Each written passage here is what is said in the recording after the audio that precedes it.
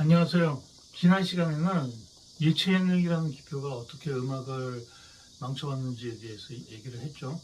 자, 오늘은 본격적인 강의를 시작하기 전에 제가 몇 가지 연주를 간단한 설명하고 해볼 테니까 각자 한번 생각을 해보세요.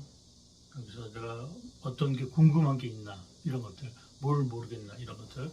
우리 뭐 다 아는 B, C, 이걸 우리가 그냥 이거 할 때 듣던 음들이에요. B하고 C. 이 두 음만 사용해가지고 자, 또 다른 배치로 해볼게요. B하고 C의 배치를 다르게 한다는 얘기예요. 다른 뉘앙스가 돼버리죠.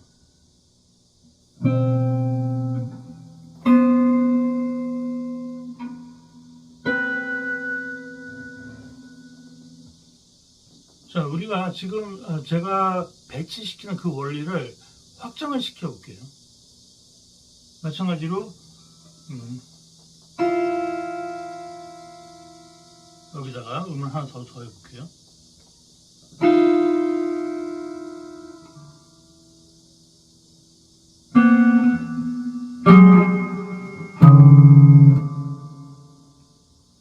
그 다음에 그 현대 음악가 메시앙의 캐탈로그 오브 버드에 나오는 첫 번째 곡이 나오는 보이싱 화성을 한번 제가 연주를 해볼게요.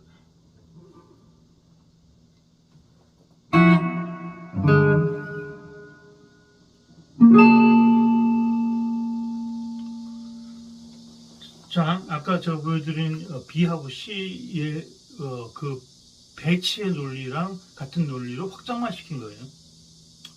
그 다음에 제가 재즈 상황이라고 생각하고, 예를 들어서 뭐 워킹 베이스가 이런 식으로 나오는 상황에서 연주를 한다고 생각하고 들어보세요.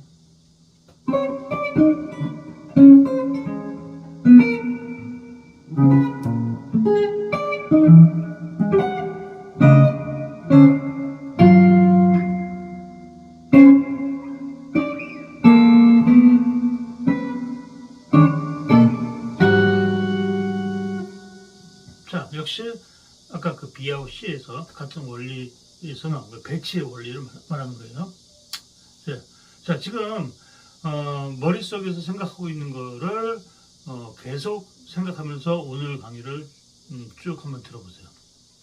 자, 오늘은 썸네일에서 보셨듯이 우리는 왜 음악 공부를 해야 될까요? 이에 관한 근본적인 질문을 하려고 합니다. 일반적으로 사람들은 음악은 즐기는 거지 뭐 이런 식으로 생각을 하죠. 그래서 뭐 이해할 수 있겠지. 그래서 공연장도 가보고 이래요. 그런데 우리가 다른 학문에 갖는 태도는 내가 공부를 안 했으면 모른다라고 당연히 생각을 해요. 예를 들어서 최신 물리학 이론을 발표하는 세미나장에 일반 사람들 안 가죠. 전공한 사람 이외에는. 그리고 일반 사람들이 갔다가 우리가 가정을 하면은 자기가 그걸 모르는 거를 굉장히 당연하다고 생각해요. 그 이유가 굉장히 명확하다는 거 알아요. 공부를 해본 적이 없으니까 모르겠죠, 당연히. 그런데 사람들이 현대음악, 뭐 쉔베르크 이후에 현대음악을 공연장에서 보고 일반적으로 뭐라고 하냐면은 나는 잘 이해가 안 가. 저런 현대음악은 역시 나네. 그런데 저는 공부를 하지 않았는데 이해가 갈 거라고 생각하는 게 더 이상해요. 그런데 왜 사람들은 음악은 공부를 하지 않아도 이해할 수 있다고 생각을 할까요? 왜 그럴까요, 도대체? 그리고 만약에 내가 어떤 음악을 듣고 도대체 이건 뭔지 모르겠다라는 생각이 드는 순간에 일반적으로 저건 내 취향이 아니야 라고 얘기를 해버려요. 이 현상이 단순한 우연이 아니라는 거예요. 그러니까 음악이 학문에서 밀려난 게 아니라 처음부터 학문이 아니라고 믿도록 사회적으로 자리 잡아 온 거예요. 그렇기 때문에 음악은 이해의 대상이 아니라 감상의 대상으로 남게 된 거죠. 근데 이 현상이 단순하게 현대 사회의 문제일까요? 서양 문화 안에서는 이미 기원전 8세기 고대 그리스에서도 음악이 인간을 사로잡는 위험한 힘을 갖고 있다는 것을 알고 있었어요.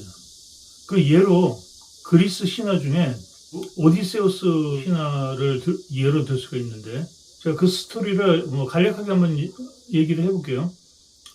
자, 오디세우스는 이 사이렌의 노래가 인간을 매혹시켜서 죽음으로 이끈다는 것을 알고 있었어요.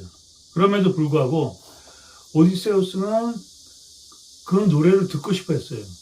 그래서 노젓는 사람들, 선원들에게 밀랍으로 귀를 여기를 막게 했어요. 음악 못 듣게 하려고. 그리고 자신은 배 돛에다가 단단히 묶어버려요. 그리고 절대 자기를 풀어주지 말라고 명령을 해요. 바로 이 포인트예요. 고대 그리스인들이 이미 음악의 힘을 알고 있었던 거죠. 그러니까 오디세우스는 사이렌의 노래가 단순한 아름다운 소리가 아니라 인간을 완전히 사로잡는 힘이라는 걸 알고 있었다는 얘기죠. 그래서 선원들의 귀를 막고 자신을 돛대에 묶은 거예요. 여기서 중요한 거는 음악이 위험하다는 사실이에요. 우리가 일반적으로 음악은 단순한 즐거움이나 여가, 정서에 좋은 거 이렇게 생각하는데, 사실상 그 본질은 인간의 욕망하고 사유를 움직이는 힘이 있다는 거예요. 여기서 말하는 욕망은 우리가 일반적으로 흔히 말하는 그런 자본주의적 욕망을 얘기하는 것은 아니에요. 굉장히 다른 차원의 욕망을 얘기하는 거예요. 그리고 우리가 어렸을 때 읽었던 이솝우화 중에 개미와 배짱이를 한번 잘 생각을 해봅시다. 저는 어렸을 때부터 이 동화를 굉장히 이상하다고 생각했어요. 굉장히 마음에 안 들었어요. 이 동화가 말하는 기본적인 태도가. 그러니까 개미와 배짱이에서도 바이올린 키는 배짱이를 어떻게 묘사를 하냐면은 생산하지 못하는 존재, 시간 낭비하는 존재로 묘사가 돼요. 즉, 음악은 점점 인간의 사유와 연결된 행위가 아니라 여가와 놀이의 영역으로 밀려났다는 얘기예요. 그리고 세월이 지나서 이제 자본주의 사회가 시작되면서 이 경향이 훨씬 더 정교하게 강화가 됩니다.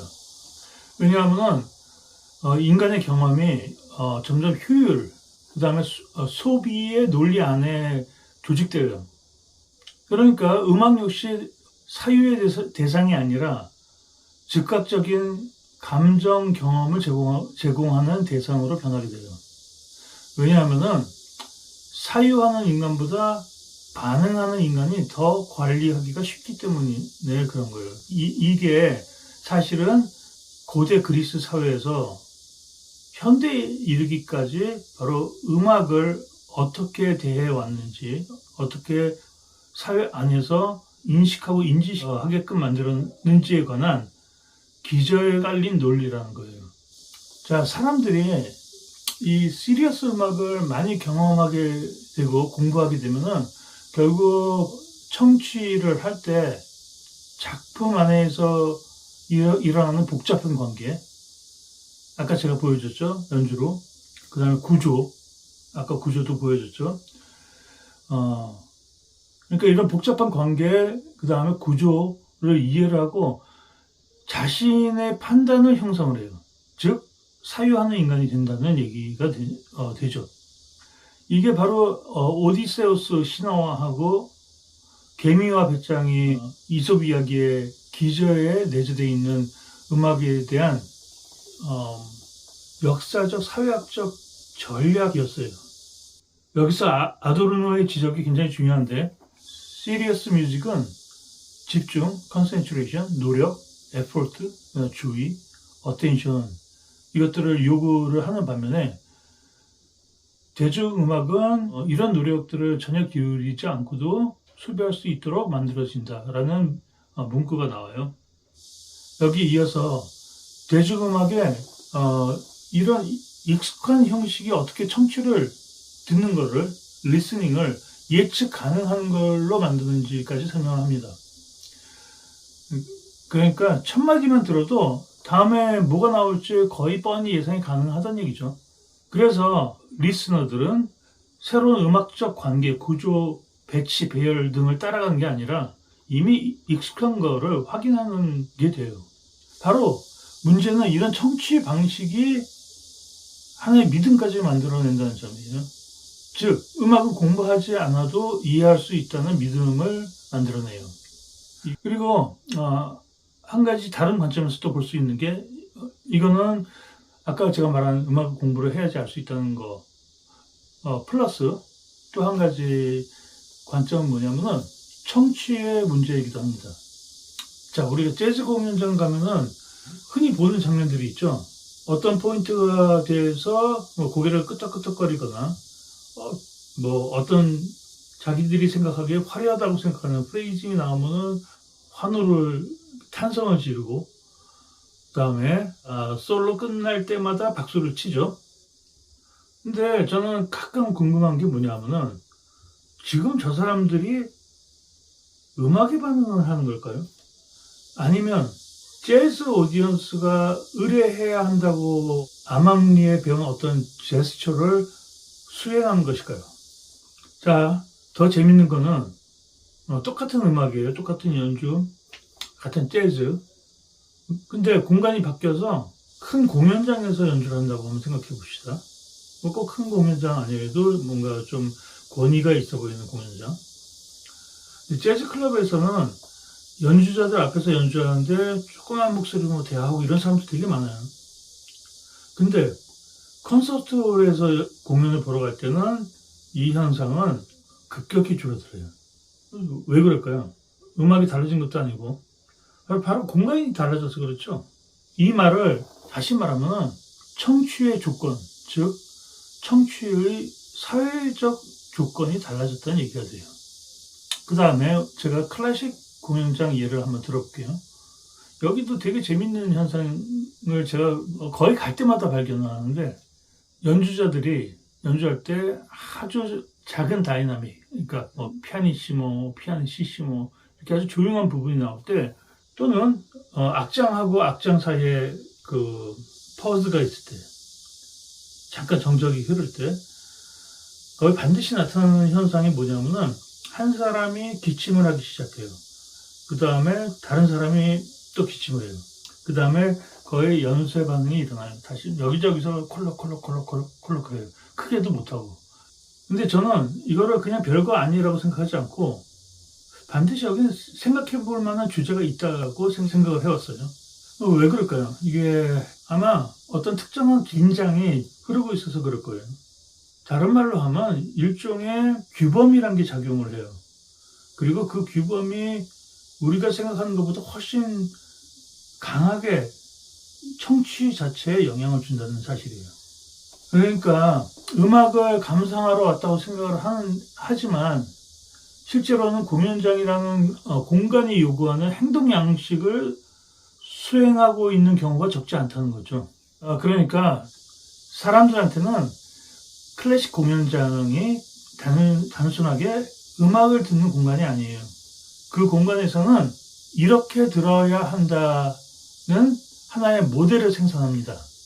그리고 사람들은 음악을 듣는 게 아니라 그 모델에 맞게 자신의 행동을 조직한다는 거예요. 그런데도 사람들은 이 모든 거를 음악에 대한 자신의 반응이라고 굳게 믿어요. 결국 우리는 음악만 듣는 게 아니라 공간에 대한 내 선입견, 스테레오타입, 분위기, 장르의 이름, 그다음에 관객들 반응 이런 것들이 영향을 준다는 얘기예요. 다시 말해서 음악의 내용을 듣는다면은 제가 또 한 가지 좋은 예를 들 수 있는 게 뭐냐면은 바르톡의 바가텔레스라는 작품이 있는데 이 작품을 보면은 현대 재즈에 나오는 구조나 보이싱 같은 것들이 사실상 굉장히 유사한 것들이 많이 발견이 돼요. 그런데 우리가 바르톡 공연 가서는 그런 식으로 열광하고 박수치고 중간에 환호하고 이러지 않죠. 되게 재밌지 않아요? 그러면 듣는 대상에 반응하는 게 아니란 얘기예요. 자, 이유는 간단해요. 음악 공부를 해본 적이 없어서 그래요. 저희 연주자가 저 순간에 저런 음의 배열을 한다고, 저런 화성을 쓴다고 하면서 소름이 쫙 끼친다든지, 아니면 만약 클래식으로 예를 들자면, 저 작품을 저 특정한 포인트를 저렇게 해석을 한다고 하면서 소름이 정말 쫙 끼친다든지, 실제로 이런 경험을 하는 게 아니라 아까 제가 얘기했던 경험들을 한다는 얘기죠. 정리해서 말씀을 드리면은 음악 자체를 들을 기준이 없기 때문에 음악 외적인 것들, 음악의 바깥의 것들에 먼저 반응을 한다는 거예요. 자, 그래서 여기서 더 중요한 질문이 등장을 합니다. 자, 어쩌면 오늘 강의의 핵심인데, 그렇다면 왜 음악을 공부를 해야 될까요? 이거를 두 가지 관점에서 답을 할 수 있는데, 크게 첫 번째는 음악 공부의 인식론적 이유예요. 두 번째는 음악 공부의 존재론적 이유라고 얘기할 수 있어요. 그럼 우선 첫 번째 사항부터 한번 얘기를 해보죠. 인식론적 이유. 이런 거예요. 모든 공부는 호기심에서 출발을 하죠. 제가 오늘 강의 초반에 연주한 것들 지금도 기억나시죠? 자, 왜 특정 음들이 배치에 따라 또 어떤 원리나 논리로 어떤 특정 사운드가 나오는지 궁금하지 않으세요? 자, 모든 학문의 동기는 거의 대부분 유사합니다. 호기심이죠. 이거 되게 중요한 건데, 이 호기심이라는 게 인간을 구별짓는 또는 인간의 특권이라고 말할 수 있는 거죠. 그런데 현실은 뭐냐면은 바로 이러한 지적 호기심을 거세당하도록 암묵적 억압이 사회 안에서 집단 무의식으로 오랫동안 작용해 왔다는 거예요. 음악은 시간 속에서 진행이 되지만은 청취라는 거는 매 순간 이전의 기억과 앞으로의 기대가 동시에 공존해 버려요.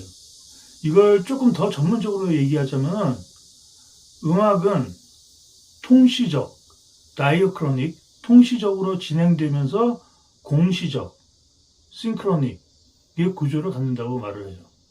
여기서 통시적이라는 것은 우리가 일상적으로 아는 시간의 개념이에요. 시간이 흐르는 개념. 그 다음에 공시적이라는 의미는 한순간에 여러 요소들의 관계를 파악하는 구조를 말하는 거예요.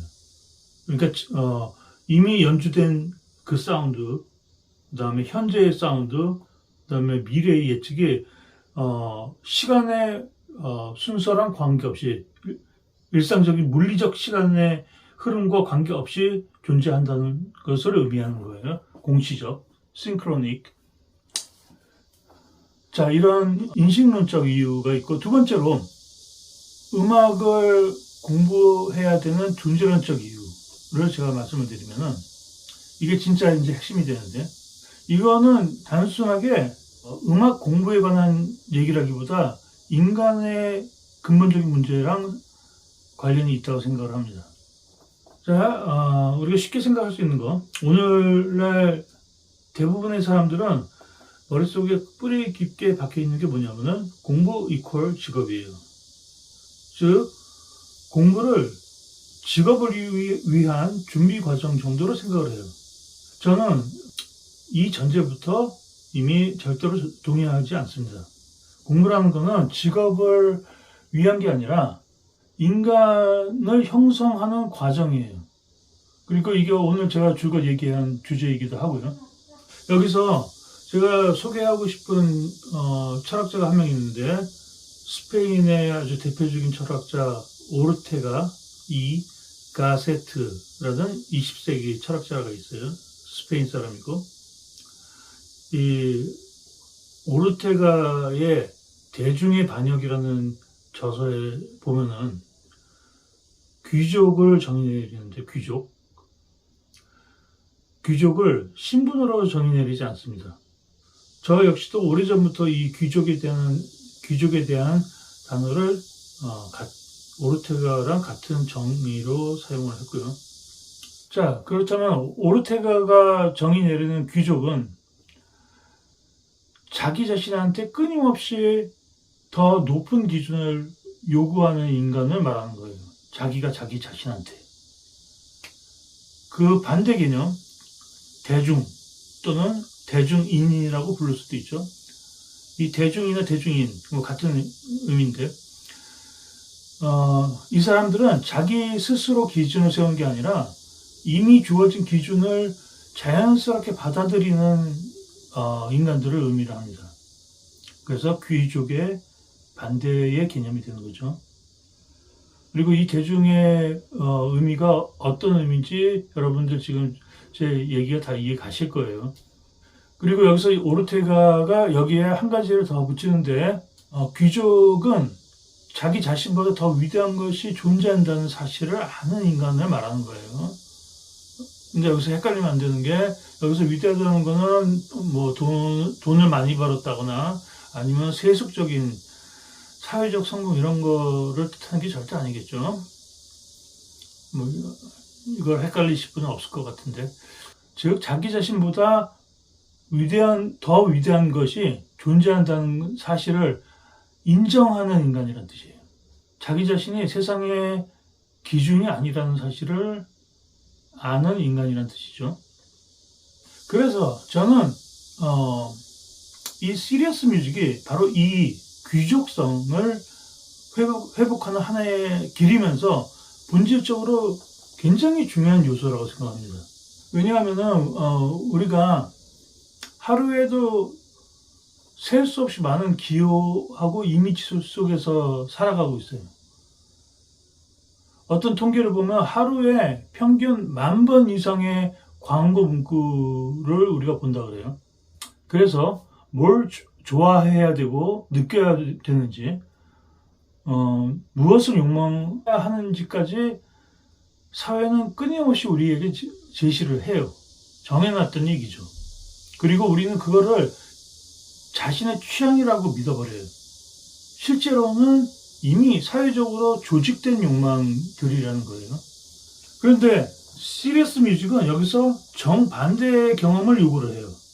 작품들을 접할 때, 연주를 우리가 들을 때 절대 쉽게 만족을 주지 않아요.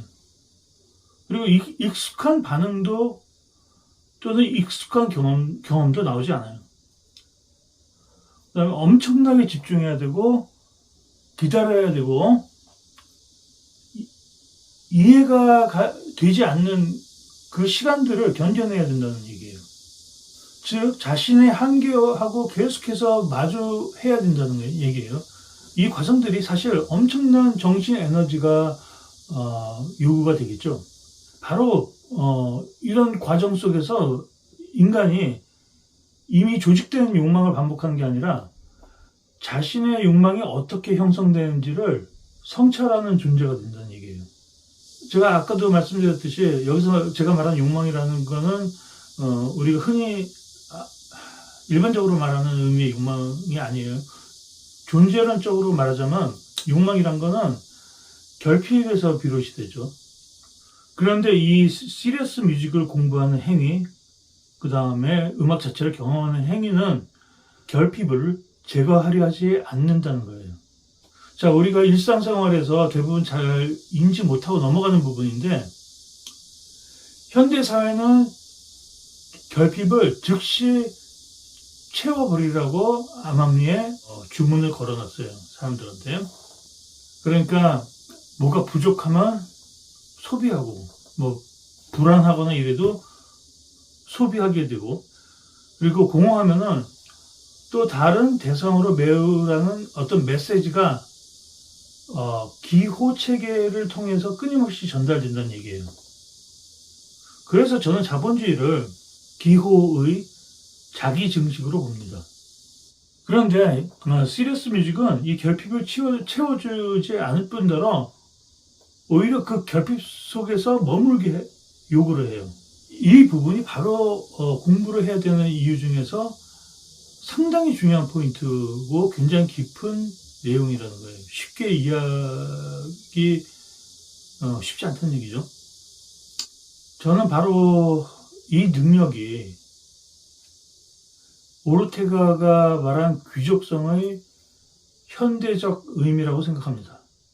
즉, 타자가 만들어놓은, 준비해놓은 만족을 반복하지 않고 결핍이라는 것 자체를 견디면서 사유를 하는 인간입니다. 여기서 제가 욕망, 결핍 이런 단어 역시도 일반적인 단어로 받아들이면은 제 오늘 전체 강의가 다 무너질 수도 있으니까 각자 한번 깊게 그 단어들에 대해서 한번 생각을 해보세요. 그래서 음악을 공부한다는 거 이제 종합적으로 얘기하게 되면 단순히 음악에 대한 지식을 더 많이 갖게 된다는 의미가 아니에요. 물론 당연히 음악을 더 깊이 이해하게 되겠죠. 그건 물론이고 기정사실이고. 그렇지만 우리가 반드시 이해해야 될 포인트가 궁극적으로 중요한 게 주체와 세계의 관계 자체가 변한다는 점이에요. 자, 우리가 근대적 사고에서는, 근대 철학에서는 주체가 세계를 바라보고 분석하는 관찰자의 위치에 있었어요. 제가 지난 시간에 얘기했던 르네상스 원근법이라든지 이런 것들. 근데 시리어스 뮤직은 주체가 세계 밖에서 대상을 바라보는 게 아니라 자신 역시 하나의 구조 안에 놓여 있다는 사실을 경험하게 된다는 거예요. 이 말은 음악을 공부한다는 게 존재론적으로 하나의 대상을 더 많이 알아가는 과정이 아니라 내가 세계와 어떤 관계를 맺고 존재하는지를 배우는 일이란 얘기예요. 그런데 여기서 반드시 짚고 넘어가야 될 사항이 있는데, 제가 지금 말한 철학적 논리를 이해했다고 해서 음악을 이해했다고 착각해서는 절대로 안 돼요. 오히려 그거는 음악에 대한 무지보다 더 위험해요. 왜냐하면 음악은 개념으로 대치될 수 있는 대상이 아니기 때문에 그래요.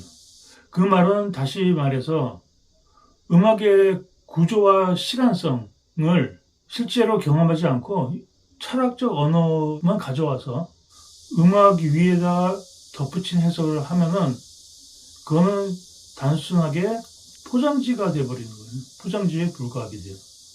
제가 수많은 철학자들의 음악에 관한 글에서 발견하는 문제도 바로 이런 것들입니다. 오랜 시간의 깊이 있는 공부나 경험, 그리고 구조에 대한 이해, 이런 거 없이 이미 자기들이 가지고 있는 철학적 개념의 틀을 음악에 적용하는 경우가 많다는 얘기예요. 따라서 제가 말하는 음악 철학은 음악을 대신하는 것이 아니에요.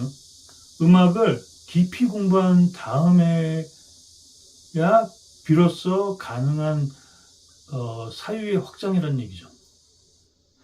그렇다면 마지막으로 이런 질문을 던져볼 수 있습니다. 음악을 전문적으로 가르친다고 하는 음악 대학들은 과연 음악을 이러한 깊이에서 다루고 있을까요? 자, 다음 시간에는 오늘날 음악대학의 현주소에 대해서 한번 비판을 해보겠습니다. 네, 그럼 다음 시간에 뵙겠습니다.